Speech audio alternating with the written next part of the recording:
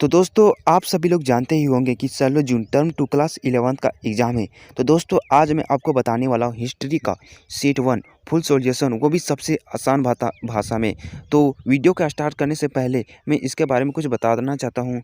तो पहले ये प्रश्न संख्या 1 से प्रश्न संख्या 7 तक अति लघु उत्तरीय प्रश्न, जिनमें किन्हीं 5 प्रश्नों का उत्तर एक ही वाक्य में देना, जिसका मान 2 अंक का रहेगा। अगला क्या है कि प्रश्न संख्या 8 से 14 लेके लघु उत्तरीय प्रश्न हैं, इनमें से किन्हीं 5 प्रश्नों का उत्तर अधिकतम 50 शब्दों में देना है, जिसका मान 3 अंक का निर्धारित है। फिर प्रश्न संख्या 15 से लेकर 19 तक दीर्घ उत्तरीय प्रश्न है, इनमें से किन्हीं 3 प्रश्नों को उत्तर 150 शब्दों में देना, जिनका मान 5 अंक का रहेगा। तो गाइज मैं अब चलिए वीडियो को स्टार्ट करता हूँ, स्किप नहीं कीजिएगा। पहला क्वेश्चन क्या है, द लास्ट सपर चित्र किसने बनाया था? द लास्ट सपर चित्र किसने बनाया था? तो इसका आंसर हो जाएगा लियोनार्डो दा विंची। तो पहला क्वेश्चन हो गया। अब चलते हैं दूसरा क्वेश्चन। दूसरा क्वेश्चन क्या बोल रहा है कि कोलंबस अमेरिका कब पहुंचा था? कोलंबस अमेरिका कब पहुंचा था? तो इसका आंसर हो जाएगा 12 अक्टूबर 1492। 12 अक्टूबर 1492। अब चलते हैं तीसरा का क्वेश्चन। तीसरा क्वेश्चन क्या बोल रहा है, पुनः जागरण शब्द की उत्पत्ति किस शब्द से हुई? पुनः जागरण की शब्द की उत्पत्ति किस शब्द से हुई? तो इसका आंसर हो जाएगा पूर्ण जन्म से। क्या हो जाएगा? पूर्ण जन्म से। अब चलते हैं चौथा क्वेश्चन। चौथा क्वेश्चन क्या है, एज़टेक संस्कृति का राजधानी कहाँ थी? एज़टेक संस्कृति का राजधानी कहाँ था? तो इसका जवाब हो जाएगा टेनोचिल्टन। इसका जवाब हो जाएगा टेनोचिल्टन। तो चौथा का हो गया। अब चलते हैं पाँचवा। पाँचवा में क्या है, वाटर फ्रेम का आविष्कार किसने किया था? वाटर फ्रेम का आविष्कार किसने किया था? तो इसका आंसर हो जाएगा ओर्कोराइट 1769 ईस्वी में। ओर्कोराइट ने 1769 ईस्वी में। अब चलते हैं छठा का क्वेश्चन। छठा क्वेश्चन क्या है, केंद्र बैंक ऑफ इंग्लैंड का स्थापना कब हुई? केंद्र बैंक ऑफ इंग्लैंड की स्थापना कब हुई? तो इसका आंसर हो जाएगा 1844 ईस्वी में। अब चलते हैं सातवां क्वेश्चन। सातवां क्वेश्चन क्या है, मेजी पूर्ण स्थापना कब हुई? मेजी पूर्ण स्थापना कब हुई? तो इसका आंसर हो जाएगा 1868 ईस्वी। आठवां क्वेश्चन क्या है, इटली के नगरों में पुनरुत्थान कैसे हुआ? इटली के नगरों में पुनरुत्थान कैसे हुआ? तो मध्य युग के शिक्षा में मजहब से विशेष प्रभावित वे केंद्रित थे। इटली में व्यापार और आर्थिक समृद्धि के कारण शिक्षा के नए स्वरूप की आवश्यकता हुई। इसमें भौगोलिक ज्ञान, वैश्विक ज्ञान और विज्ञान, मनोवैज्ञानिक तथा तर्कयुक्त विषयों की समुचित स्थान दिया गया। ऐसे शिक्षा ने इटली को पुनः जागरण का आधार बना दिया। तो आई होप कि आप यह क्वेश्चन आपको समझ में आ गया है। अब चलते हैं 9 का क्वेश्चन। 9 का क्वेश्चन क्या है, मानवतावाद से आप क्या समझते हैं? मानवतावाद से आप क्या क्या समझते हैं? तो मानवतावाद मानव मूल्यों एवं चिंताओं पर ध्यान केंद्रित करने वाला अध्ययन, दर्शन या अभ्यास का एक दृष्टिकोण है। फिर दूसरा में क्या है, इस शब्द से कई मायने हो सकते हैं। उदाहरण के लिए एक ऐतिहासिक आंदोलन, विशेष रूप से इतालवी पुनर्जागरण के साथ। अब चलते हैं साथ जुड़ा हुआ है। क्वेश्चन नंबर 10 क्या है, एज़टेक, इंका तथा माया सभ्यता में क्या समन्वयताएं थी? एज़टेक, इंका तथा माया सभ्यता में क्या समन्वयताएं थी? तो पहला लिखिएगा, माया सभ्यता मेसो अमेरिका में सबसे प्रमुख पूर्व कोलंबियाई सभ्यताओं में से एक थी। सबसे पूर्व कोलंबियाई सभ्यताओं में से एक थी। दूसरा क्या है, एज़टेक सभ्यता मध्य मैक्सिको में माया के पूर्व में स्थित थी। वे 1428 से 1521 तक अपनी ऊंचाई पर थे। तीसरा क्या है, इनका सभ्यता मेसो अमेरिका में नहीं बल्कि कहाँ था? दक्षिण अमेरिका में स्थित था। अब देखते हैं क्वेश्चन नंबर 11। क्वेश्चन नंबर 11 में क्या है, औद्योगिक क्रांति सर्वप्रथम इंग्लैंड में क्यों हुआ? औद्योगिक क्रांति सर्वप्रथम इंग्लैंड में क्यों हुआ? तो चलिए देखते हैं। अनुकूल जलवायु, कोयला तथा लोहे की उपलब्धता तथा अंतरिक्ष भागों तो पहुँच हेतु नदियों की उपलब्धता आदि कुछ ऐसे कारण थे जिन्होंने इंग्लैंड में औद्योगिक क्रांति का जन्म दिया। फिर दूसरा क्या है, इंग्लैंड में 18वीं शताब्दी के पश्चात लोहे तथा कोयले के उत्पादन में भारी वृद्धि हुई, जिसने औद्योगिक क्रांति की शुरुआत में का महत्वपूर्ण योगदान दिया। अब क्वेश्चन नंबर देखते हैं 12। क्वेश्चन नंबर 12 क्या है कि औद्योगिक क्रांति के समय हुए 5 प्रमुख आविष्कार और आविष्कारक के नाम बताइए। ठीक है, तो चलिए लिखते हैं। जेम्स के फ्लाइंग शटल 1733 ईस्वी में। दूसरा में हरग्रीव्स के स्पिनिंग जेनी 1767 ईस्वी में। तीसरा में आर्कराइट के वाटर पावर स्पिनिंग फ्रेम 1769 ईस्वी में। चौथा में क्राफ्टन के म्यूल 1779 हम्फ्री डेवी ने। और पाँचवा में क्या है, कार्टर राइट के पावर लूम 1785 ईस्वी में। और छठा में क्या है, जेम्स वाट के भाप इंजन 1700 1989 ईस्वी में। अब क्वेश्चन नंबर देखते हैं 13वां। क्वेश्चन नंबर क्या देखते हैं 13वां, ठीक है।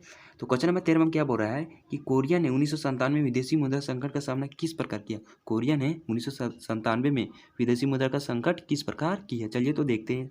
तो इस विदेशी मुद्रा संकट से निपटाने के लिए कोरिया ने IMF यानी अंतर्राष्ट्रीय मुद्रा कोष की मदद ली। किसकी मदद ली? IMF की।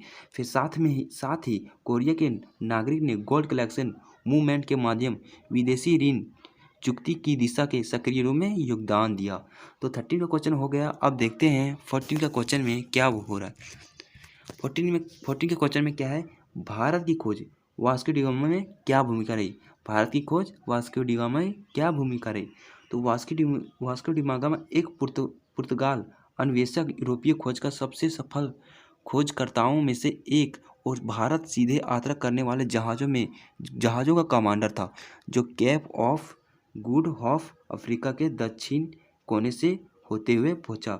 वह जहाज द्वारा 3 बार भारत आए। अब देखते हैं क्वेश्चन नंबर 15। क्वेश्चन नंबर 15 क्या है, पुनर्जागरण का उदय और विकास का कारण बताइए। पुनर्जागरण का उदय और विकास का कारण बताइए। तो सामंतवाद का पतन पुनर्जागरण का महत्वपूर्ण कारण था। सामंतवाद के रहते हुए पुनर्जागरण के बारे में कल्पना भी नहीं की जा सकती थी। सामंतवाद के पतन के कारण लोगों को स्वतंत्र चिंतन करने तथा उद्योग धंधे, व्यापार, कला तथा साहित्य आदि के विकास में समुचित अवसर प्राप्त हुई। कुस्तुतुनिया का पतन, पहला क्या है, कुस्तुतुनिया का पतन। फिर दूसरा में क्या है, धर्म युद्धों का फरवा। तो मध्यकाल में एशियाओं एवं मुसलमानों में अनेक धार्मिक संघर्ष हुए।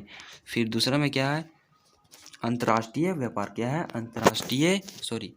दूसरा में क्या है, अंतर्राष्ट्रीय व्यापार। तो अंतर्राष्ट्रीय व्यापार ने पुनर्जागरण के उदय में महत्वपूर्ण योगदान दिया। अंतर्राष्ट्रीय व्यापार ने पुनर्जागरण का उदय में बहुत महत्वपूर्ण योगदान दिया। और तीसरा में क्या है, नए वैज्ञानिक आविष्कार व्यापार के विकास से अधिक धन एकत्र हुए। व्यापार के विकास से अधिक धन जमा हुए। अब फिर 5वां में क्या है, मानववादी दृष्टिकोण का विकास। ज्ञान के नए क्षेत्रों में विकास ने मानववादी दृष्टिकोण को विकसित किया। किसको विकसित किया? मानववादी दृष्टिकोण को विकसित किया।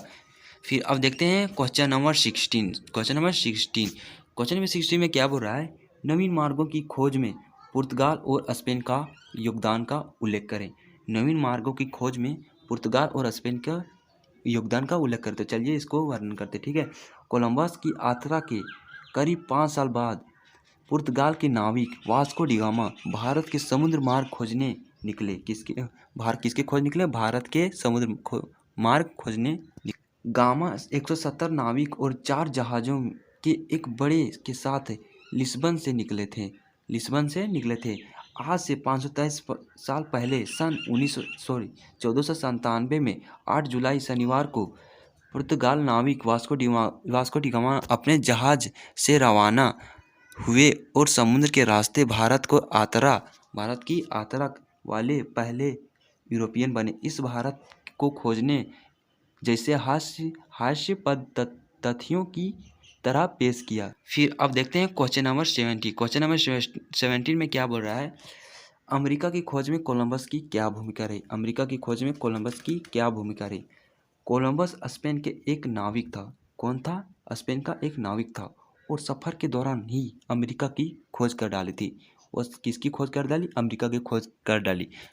कोलंबस के पास 3 जहाज नीना, पिंटा और सेंटा मारिया थे।